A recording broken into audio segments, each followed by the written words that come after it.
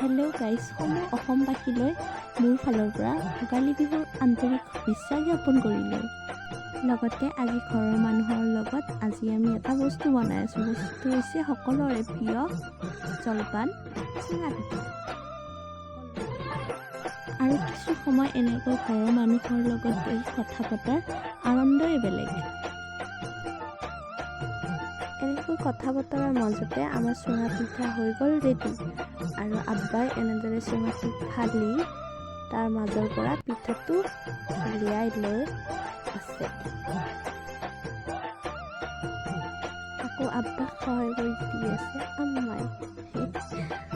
আৰু ময়ো অকণমান টেষ্ট কৰি চালোঁ। বাৰু কোনে কোনে চুঙা পিঠা খাই ভাল পায় কমেণ্ট কৰি জনাবচোন। আৰু এনেকৈ সকলোৱে ফূৰ্তি হাঁহি ধেমালিৰে চুঙা পিঠা খাই ভিডিঅ'টো শেষ কৰিলোঁ। Bye bye.